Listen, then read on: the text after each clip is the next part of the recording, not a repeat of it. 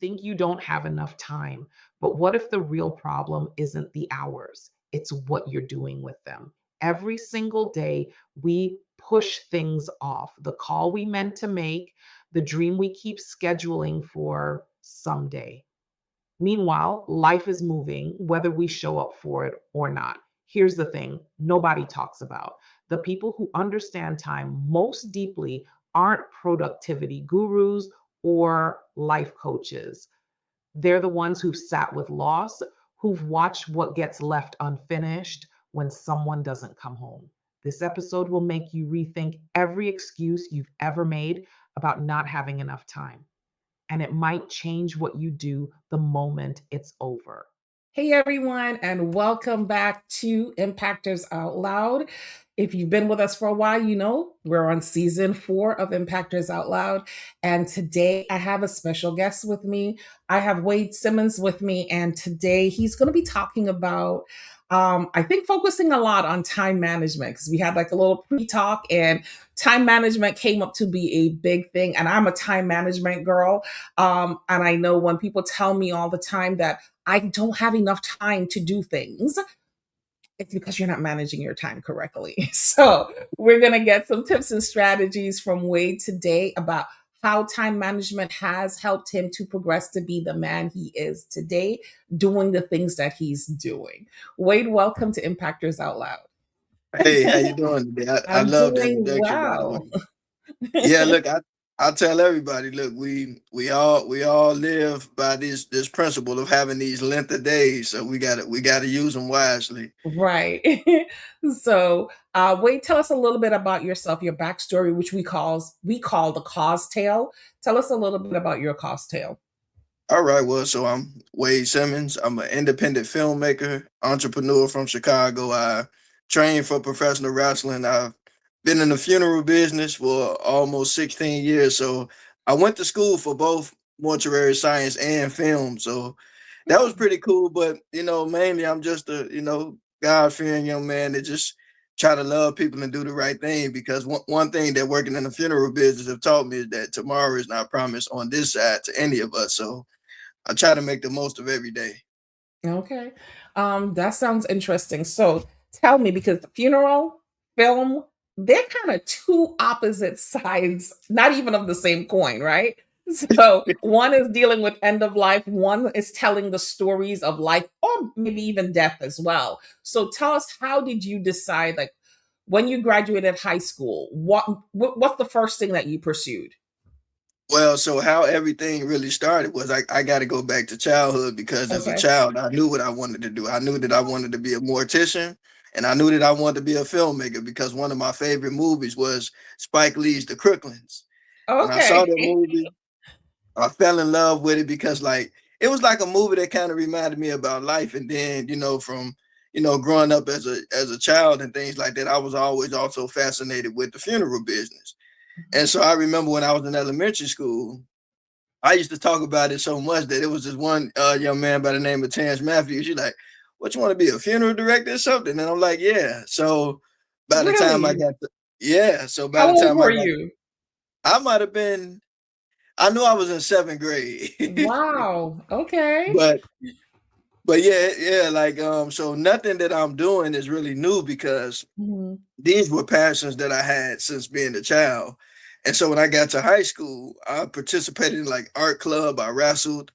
And then my senior year, I remember my teacher, Miss Anderson, she's like, what you all want to be? So I'm like, I knew I wanted to be a funeral director. So I looked at being a funeral director. And you're the first person that I'm saying this to, but I also looked at being a police officer as well. Okay. But my teacher said, that's what you want to do. So she actually called one of the funeral directors in Chicago and said, I got a young man that wants to be a funeral director. And he said, hey, tell him to get a gold tie, white shirt, and a black suit.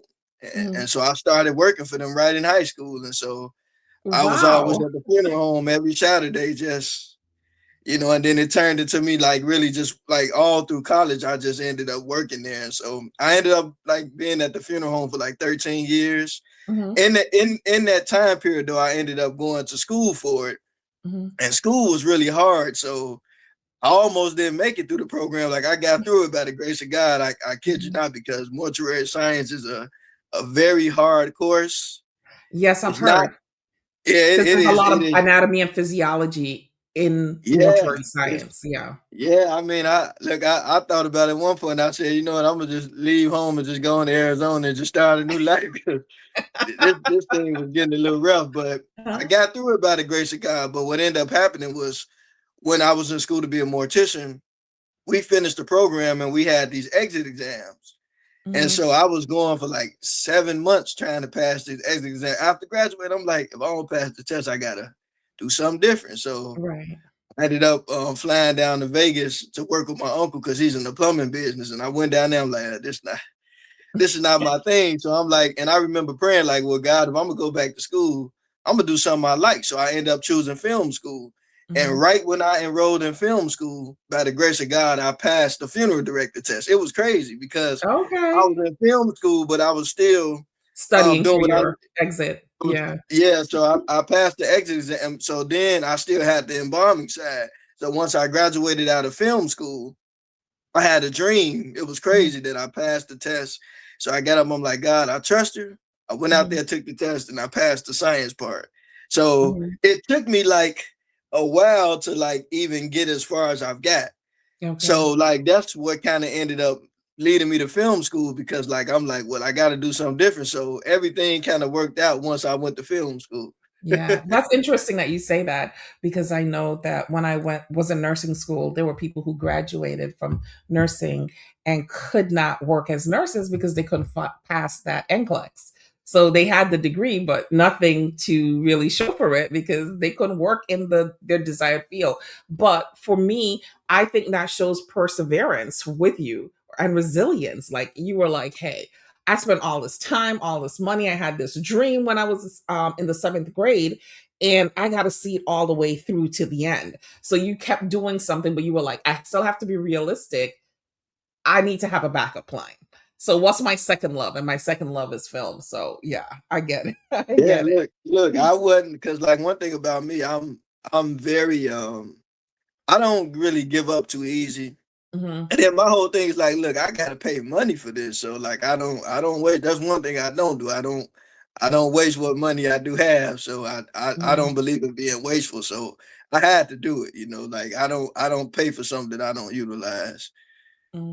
I And ain't knocking nobody else, but I don't. right.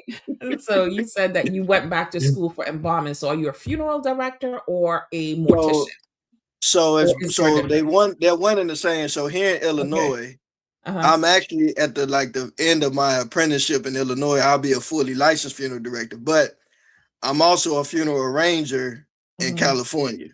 So Ooh.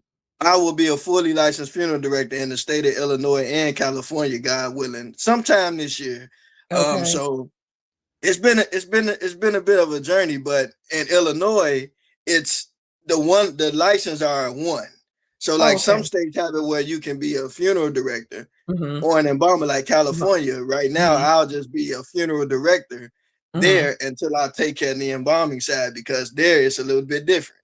So every Okay. state kind of has a different, A different but requirement. Yeah. yeah. So it's cool. I just I'm just one of them people that like I'm just embracing change and just going as God lead me, but just taking life, one day at a time. But to me, you go with what works out for you. Like it's to me, it's like no nothing is set in stone for anybody because I know like some people are like, you know, people back home, and Mhm. you be licensed there, but I always tell people that you have to trust the path that you're on because sometimes you have to kind of do things a little bit different to get different results. So to Right. me, it's not about always just staying put because you're comfortable and people. You got to venture out a little bit sometimes. Mhm. And I'm assuming that you are getting your license in California because you wanna still pursue your film degree?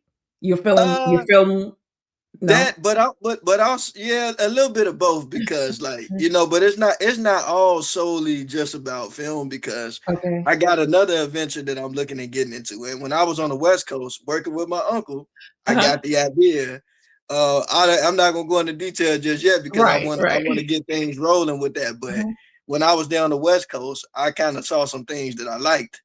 And Okay. so I'm kind of working on a few other adventures as well. So I'm like, Mhm. so yeah, like, cause you can be a filmmaker anywhere, because like right now I'm Mhm. doing some stuff with Chicago PD Mhm. and Chicago Med, the television show. And that's been Oh, pretty cool. really? I didn't, Okay. I didn't really see that coming, but Uh-huh. they gave me the opportunity. So I just, I Awesome, just took awesome. it. Okay.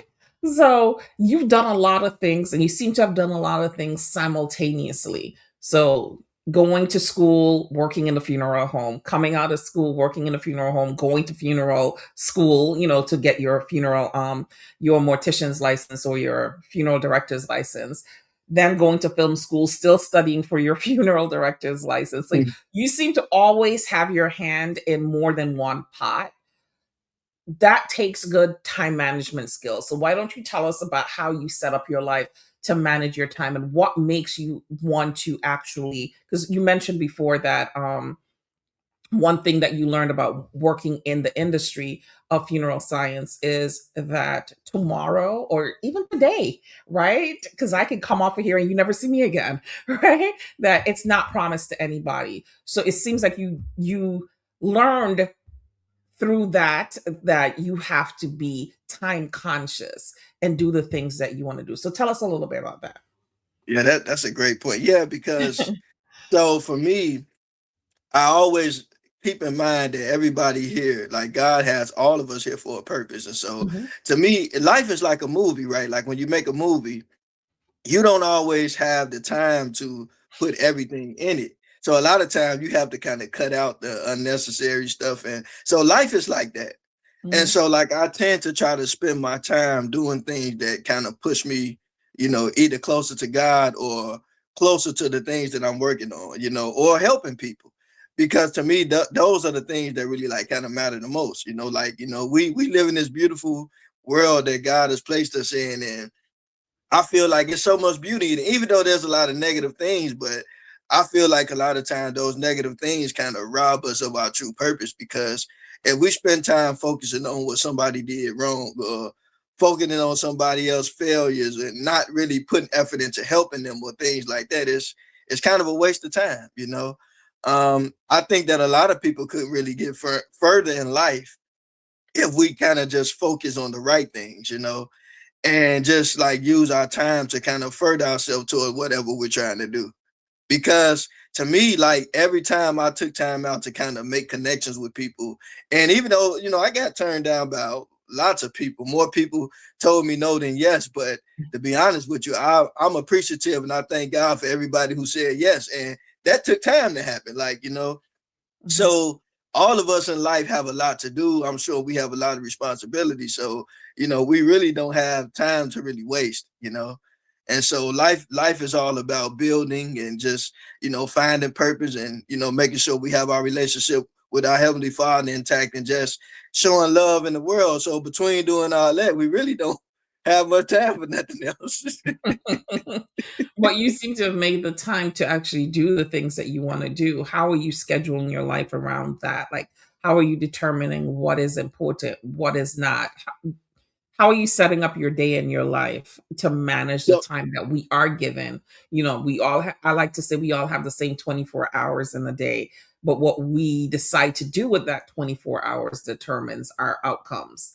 yeah, So, that's true. mhm, Well, the mhm, first thing is focus, because I only focus on, and I'm not gonna say that I don't lose focus, because I do sometimes, but I try to kind of keep my focus on the things and the pinnacles that I haven't reached yet. So like the things that I reached already, like I don't focus too much on it because I've already accomplished that.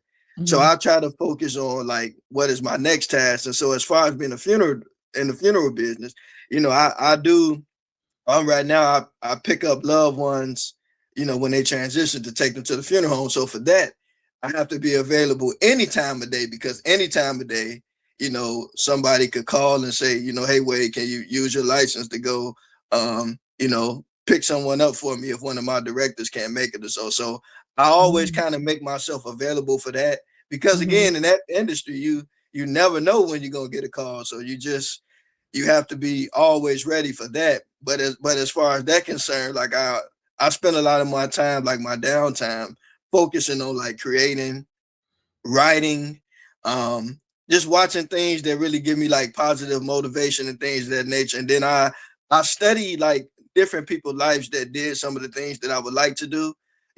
I look at Mhm. their pros and cons of their life and their, their success and their setbacks and things of that nature. Because to me, like, we do live in this world with like a lot of people just like to post the good things, but Mhm. anybody that has ever, been successful, everybody has had, setbacks or stepping stones or moments where it's like, is this worth it? And I want to give up. But that's constant because, I borrowed this quote from my friend John, but to me, success is more of a journey than it is a destination, because it's up and down. It's like a roller coaster, Mhm. we get wins, we get losses. So like I said, I just focus on reaching those pinnacles that I haven't reached yet.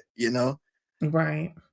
Um, Staying on the theme of time, being in the funeral home business, how often do you hear when someone passes that the loved ones talk about the time that they wished or hoped that they could either go back in time and do something with that person or say something to that person or repair a bridge that was broken? Like, is that something you hear? Because I mean, time, like, we're talking about time and time being linear, and we just have this much of it, and we always think, well, tomorrow we're going to do something, and the next day and whatever, not realizing that the next second is not, it's not for us. Yeah. We don't know. You, We just don't know. So how many times do you hear that in the funeral home business? you hear And is you that, hear it does all. that influence some of what you do in your life? Yes, you hear it all the time, and I'm pretty sure you hear this at a funeral.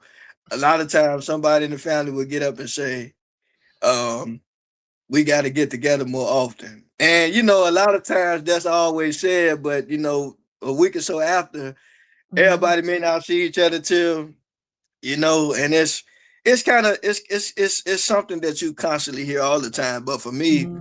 I learned that, like, we can't really control what the next group of people do, even family. Right. But as often as we can make time to check in on people.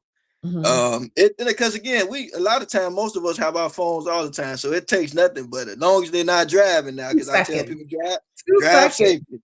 But it only take a second to just text somebody and Yeah. say, "Hey, Yeah. how you doing?" So to me, I don't think nobody's that busy to where they can't just, Mhm. don't get me wrong, all of us have lives and responsibilities, and because like I said, Mhm.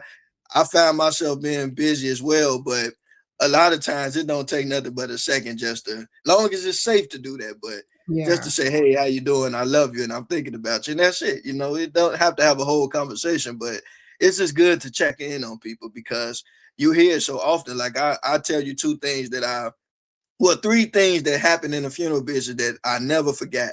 And I'll Mhm. start with one. That was a young lady. She had just got a basketball scholarship. Mhm. This might have been maybe like my fifth year working in the business or so. Mhm. She had a scholarship and she had got into a car accident and died. I never forget it.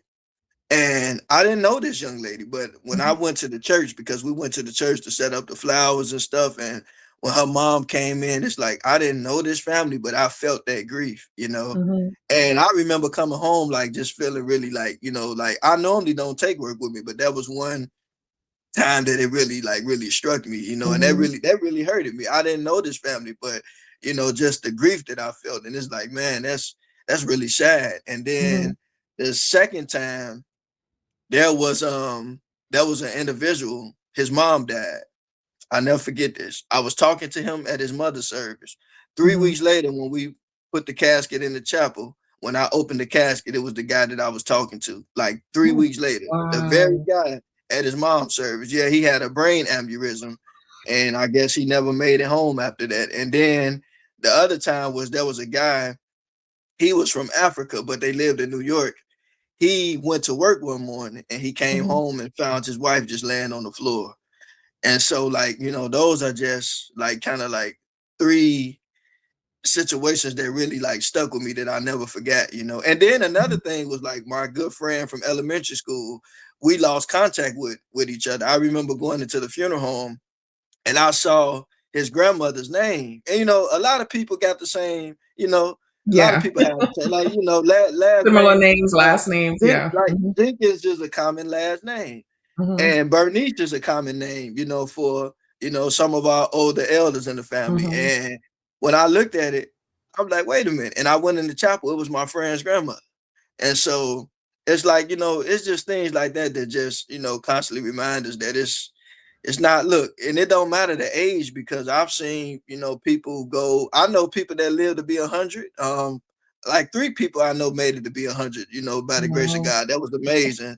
I Mhm. know people that made it to be in their 90s and 80s. And, I think that's a blessing in the sense if you got your health and strength. But to me, I also know people that went at 20 and things of Mhm. that nature. And people go at 9 and 10, and, some people 2 or 3 weeks, one day, not even a day old. So it's one of those things that we never know. And so I think that's one of the things that we should always remember, that, that life is a gift, and it's something that we should never take for granted, because anybody can, at a blink of an eye be, so Mhm. it's it's one of those things where it's just like we have to make the most and just, keep our focus in the right place, because life is precious and it's a beautiful thing. It's a gift. And so to me, I think that, like, a lot of times as people, we value money, but I think before you can even get money, you got to have life, because you don't have no life, the money is no Good good. health. So Good I health think too. yeah, good health too as well. So you're Mhm. right. So I think that it's just so important that we tend to just focus on the things that really, kind of not rob us of joy and peace, or other people, but just to Mhm. kind of have us in peace and harmony with one another, and, show as much love and kindness as we can. Not everybody agrees about everything, and that's fine. Everybody is entitled to their own, opinions and thoughts. But at the end of the day, I think for me, I just believe that, like, having love in your heart is also, to me, part of being focused. Mhm. I think that that's key, because if you love yourself and you love others, then you try to make sure that your focus is in the right place, not only for yourself, but so that hopefully by the grace of God, you can also be a help to other people as well. Okay. I love that, because I think far too often we, like you said earlier, we don't take the time out to connect with the people who are a part of our lives that we love, because we're always like, oh, tomorrow and later, whatever. Remember one time I started this whole thing where when I got up first thing in the morning, I would send the people who were nearest and dearest to me a good morning, have a blessed day. And they thought that was the strangest thing ever. They were like, what is this about? you know? And I'm just like, I just lost somebody else like that I knew, and it was so unexpected. And I just want to make sure that I am not saying if I die or you die, oh man, I meant to call such and such. Oh man, I should have reached out to. I'm just saying, good morning. It's only taking me, like you said, about 2 seconds to send that text. Yeah, It's not taking anything out of me. And I've had severe losses that I've grieved for years and years because that person passed. Like I lost 2 children. So, and that really hits you in a different way. I have a friend of my son's who texts me almost every single day for the last 5 years. Like yeah, he don't have to, but I'll get a text in the morning. And it makes my day where I'll wake up and there'll be a text that, good morning, moms, just wanted to send you, tell you to have a blessed day. Just something that simple. It's yeah, not taking a lot of time out of his day. It's taking him 2 seconds to send me that. And it makes such a yeah, difference to me. And I'll send it back to him. And if he misses a day and I don't see a text by like 11 o'clock, I send a text. yeah, Like, hey, just wishing you a blessed day. Same thing, yeah, like just reaching out, letting people know that you care about them, taking the time, because this is basically what this is about. Taking the time yeah, for the things that mean something to you, right? yeah, Because yeah, again, time is not promised. Tomorrow is not promised to us. 2 seconds from now is not promised to us. Never forget when my friend called me, my son died in a car accident. So it wasn't something that we expected, you know? My mom died from cancer. We expected that, but when she died, we didn't expect it. You just never expect death yeah, unless you're sitting right there at the bedside watching the person take their last breath. You yeah. know? You know Um, what? You know what? You brought me back to a couple of years ago with Hmm. my uncle Hubert Gaffney. Hmm. He came up here to visit us because I had an Aunt Betty. She was in Alabama. That's my great aunt, my grandmother's Aunt Betty. She Okay. was down in because like on my family, it's like we all know the great greats. Like, yeah, it's like because I got a chance to know my great grandmother and my Oh, great grandmother. nice. So my Okay. grandmother's mother, I knew her and my grandmother. It's, Okay. I thank God for that. But so my grandmother's auntie Betty, she was in Alabama. I think they were thinking she was gonna pass. So my uncle, he flew up here from Arizona Hmm. to come drive my grandmother and my great aunt, my aunt Loretta, and my grand. That's like Loretta is my grandmother's auntie, but you think they sisters. Like Okay. that's just that is. But my Mhm. uncle drove them down there to go check on their well, my aunt Loretta's sister and my grandmother's auntie. I know that's kind of confusing, but and anyway, but my auntie Betty, she ended up being all right. My uncle, when he got back to Illinois, like he was supposed to go home Thursday, and I was at the funeral home. Mhm. And I remember one of the brothers I know, he called me and he said, "Man, is it true that your uncle passed away?" And I was like, "Huh?" Like last I know, he supposed to be going home to Arizona tomorrow. So I Mhm. called my grandmother and I heard it in her voice, like someone right. And I found out my uncle, he just collapsed and passed away. Yeah. And so, it was really like really kind of off guard. Yeah.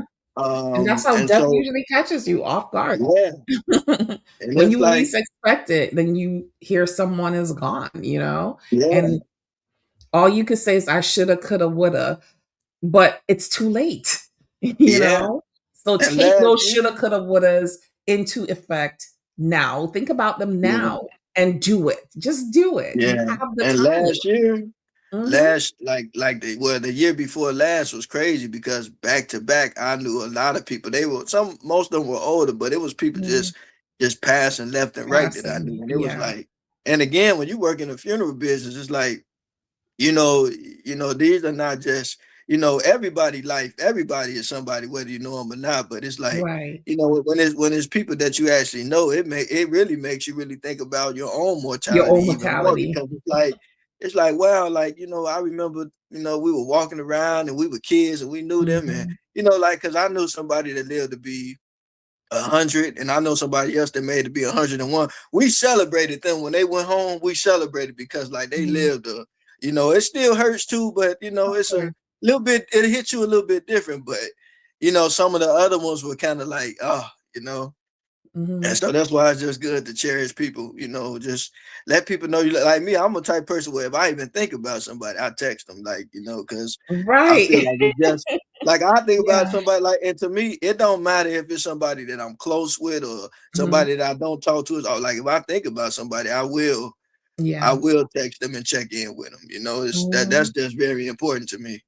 Yeah, like I tell people, use your commute time. If you feel like you work a 9 to 5 job, when you go home, you gotta deal with kids or whomever. Use your commute time to connect with other people. You're Yeah. driving to work for an hour. Just say, "Hey Siri, can you don't do anything, Siri.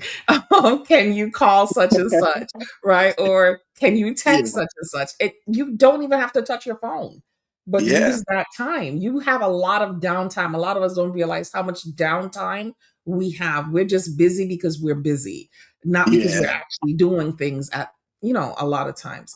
But That makes before sense. we wrap this up, let's talk about your films and the type of films that you've made and what you have going on in that area of your career. All right. Well, so I make more like narrative short films. I think I done made about probably over 40 films now. I Ooh, have about like okay. 28 of them up on my Vimeo. Uh-huh. I look, they're not perfect, but they're mine. I love making films about love. Like I'm really more so moving into like the realm of making documentaries. I do Okay. have one documentary out now. It's actually about one of my teachers from Mortuary College. It's Mhm. about his funeral home and his family. I'm also working on another documentary. It's about me training for pro wrestling and the people that I met as well. Yes, So how could we I'm forget the wrestling component? oh, that's the most Yeah. exciting one. Yeah, but I ended up how I ended up training for pro wrestling was again I wrestled in high school, but Okay. after I finished film school, I wanted to make a documentary, and so I wanted to make a documentary on pro wrestling, so I reached Mm-hmm. out to a gentleman by the name of Steve Boz. He wrestled. He wrestled a little bit in WWF back in the day, Mm-hmm. and he's from Chicago as well. So I reached out to him, and we got to talking, and so he kept telling me like, "Well, just come to one of the shows, whatever." But I couldn't make it just yet because look, in the funeral business, Friday, Saturday, you can Mm-hmm. forget anything because in that business, Friday, Saturday, those are some of your busiest days. So you got to do what you have to do. But Right. I just somehow, by the grace of God, was able to get to the practice. And Mm-hmm. so when I talked to Boss, instead of him letting me do the documentary, Mm-hmm. he knew that I wrestled in high school because we talked about it. So he said, "Well, when are you gonna start training?" So I'm like, you know what? I start next week. So Okay. it turned into me training for like 2 years, and Mm-hmm. I did it as a hobby. Like I wasn't trying to go to like WWE or nothing like that. Mm-hmm. I did it because being in the funeral business and doing film, I needed something a little different because I also was dealing Right. with like a rare vocal disorder Oh called wow. spasmodic dysfunction. It was from stress, and I Yes, didn't even yes, yes. realize that I was stressed. But Uh-huh. so wrestling kind of was like relief for me, and it was a lot of fun. And like I said, I still hang around it a little bit. I'm still, Mm-hmm. affiliated with it, and God willing, looking at doing some stuff in wrestling as well. Not like no big stuff, but just a little something here and there. But Okay. you got to live your life to the fullest and just have fun. Like, look, you don't gotta like. I know the world put these expectations on you sometimes that you have to just do this and do that, but no, there are some Mm-hmm. people that just do things as a hobby. Like I know funeral directors who are licensed funeral directors, and they don't do it full time. I know one that's a pilot, one that's a lawyer. Two that are lawyers. I know Mm-hmm. some that teach school principals. I think Mm-hmm. that you don't have to lock yourself into one thing. You can do many things as long as you're Right. passionate about it. Yeah. For your filmmaking, are you writing the scripts as well? Yeah, I write. All I right love now. now. To be honest with you, I'm gonna tell the truth. Like I know we have AI, but that's one thing that I'm not willing to let AI do for me because I love writing, and it's Same here. something that it's something that I've been doing ever since I was a child. So why would I not utilize a gift that God gave me? Like I said, I'm not knocking anybody else, but to me, I Mhm. love writing, and it's something that I'm passionate about. Like I only became interested in producing because the first professional film that I worked on, they made me Mhm. the producer. And so Okay. I was able to kind of learn the ropes and everything. So I Mhm. just started producing my own stuff. Like I said, I'm not saying it was perfect, but Mhm. I used my own money with a few donations from a few people here and there. But Mhm. to me, time don't wait on anybody. So I just took the opportunity, and then I started acting as well because I never really wanted to act, but what happened Mhm. was the gentleman that was supposed to play the main character, he didn't show up, and so I Mhm. had to pay everybody to be there. So I ended up doing the part, and Doing the part. I Okay. just All kept right. doing it. So like I don't profess myself to really be an actor, but Mhm. I'm just a person that lives in the moment and like to have fun with what I do. Awesome. Well, Wade, it was really nice getting to know you today. At least I learned a lot about you.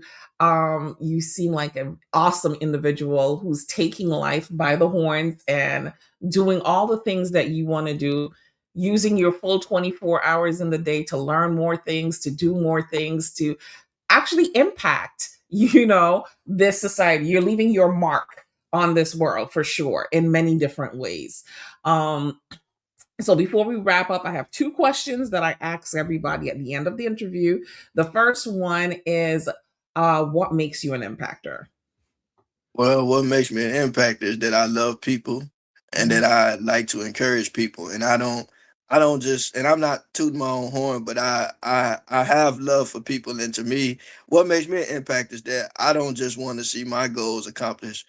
I want to also help other people accomplish theirs too, if I can, if I'm able to. But I think it's important for us to kind of want greatness for each other, not just for me, but I want it for everybody. Awesome. And if you had to leave our audience, our other impactors, with 3 impactors tips from you, what would those 3 tips be? Tips or strategies? Well, for me, I always would tell people that if you are a believer like I am, I would say always acknowledge God. Mhm. Always acknowledge God. And the second one would be keep love in your heart for people, because a lot of people don't realize this, but like if you love people, you will be fair and be honest. And I think, being in business, to me, in all my years that I've been doing what I'm doing, I Mhm. learned that honesty is not always an easy thing, but it's the right thing. Because to me, it still entails love as well. And Mhm. so to me, I think that, like, it's not about trying to get over on people. It's just, showing real genuine love to people. And then the third one is don't waste any day God give you. Always make the most of every day. Optimize every day. And like whatever you can do to, make your life or your situation better, as long as it's good, focus on that, because, you don't want to waste time, because that's important. Because, like, to be honest with you, especially in this social media age, and not telling people what to do, but a lot of times we could been spent 40 minutes on the phone just scrolling. Right. That's Look true. up that book so it's don't get me wrong, it's a beautiful thing, because so many people are sharing their voice, but don't forget to live, because, like, don't just spectate, like live your life and have fun, because that's very important. Be active, be active in life, Mhm. and still use your time to have fun on social media and support your favorite influence if you like to, and things of that nature. I look, I get it, because everybody wants support and needs support as well, but just create a balance. I know that's 4 things, but balance is also very important, because if you don't balance everything, then it's life is just something is not gonna be right. Something's Right. not gonna be right. All right. And how can people find you, Wade? You can find me on social media, Wade Jedi 99 on Instagram, or you can find me on Facebook, Wade Simmons. Feel free to reach out. I'll talk to anybody. I'll talk to everybody. Look, I love people, man. If I can't help you, I ain't gonna hurt you. You know what I'm saying? All right. Well, Wade, thank you again for being a guest here on Impactors Out Loud. Until next time, everyone. Bye bye. Anytime.